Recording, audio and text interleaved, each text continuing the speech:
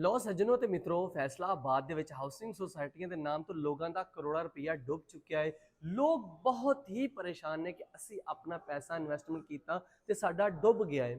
ਇਸ ਲਈ ਜਨਾਬ ਐਫਡੀਏ ਵੀ ਹਰ ਰੋਜ਼ ਸੁਸਾਇਟੀਆਂ ਦੇ ਹਵਾਲੇ ਨਾਲ ਕਾਰਵਾਈਆਂ ਵੀ ਕਰਦੀ ਹੈ, ਸੁਸਾਇਟੀ ਨੂੰ ਸੀਲ ਵੀ ਕਰਦੀ ਹੈ ਔਰ ਬਕਾਇਦਾ ਸ਼ਹਿਰੀਆਂ ਵਾਸਤੇ ਅਵੇਅਰਨੈਸ ਮੈਸੇਜ ਵੀ ਚਲਾਉਂਦੀ ਹੈ ਕਿ ਇਹ ਵਾਲੀ ਸੁਸਾਇਟੀ ਇਲੀਗਲ ਵਾ, ਇਹ ਵਾਲੀ ਸੁਸਾਇਟੀ ਐਫਡੀਏ ਤੋਂ ਅਪਰੂਵ ਨਹੀਂ ਹੈ ਤੇ ਇਹਦੇ ਵਿੱਚ ਤੁਸੀਂ ਆਪਣਾ ਪੈਸਾ ਇਨਵੈਸਟਮੈਂਟ ਨਾ ਕਰੋ।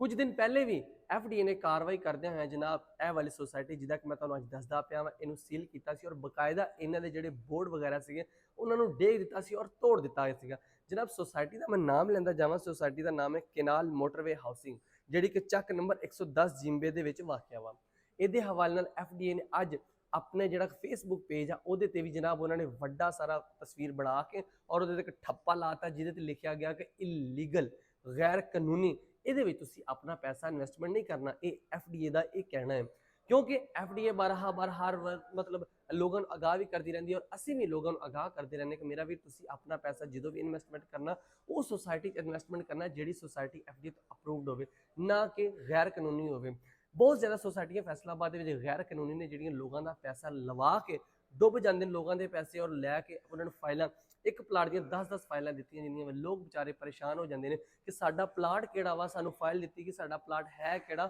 ਸਾਨੂੰ ਪਤਾ ਤੇ ਲੱਗੇ। ਇਸ ਵਾਸਤੇ ਐਫਡੀਏ ਦਾ ਇਹ ਕਹਿਣਾ ਵਾ ਕਿ ਜਦੋਂ ਵੀ ਤੁਸੀਂ ਆਪਣਾ ਪੈਸਾ ਇਨਵੈਸਟਮੈਂਟ ਕਰਨਾ ਵਾ ਉਹ ਸੁਸਾਇਟੀ 'ਚ ਕਰਨਾ ਜਿਹੜੀ ਐਫਡੀਏ ਤੋਂ ਅਪਰੂਵਡ ਹੋਵੇ, ਨਾ ਕਿ ਗੈਰ ਕਾਨੂੰਨੀ ਸੁਸਾਇਟੀ ਦੇ ਵਿੱਚ ਤੁਸੀਂ ਆਪਣਾ ਪੈਸਾ ਇਨਵੈਸਟਮੈਂਟ ਕਰਨਾ।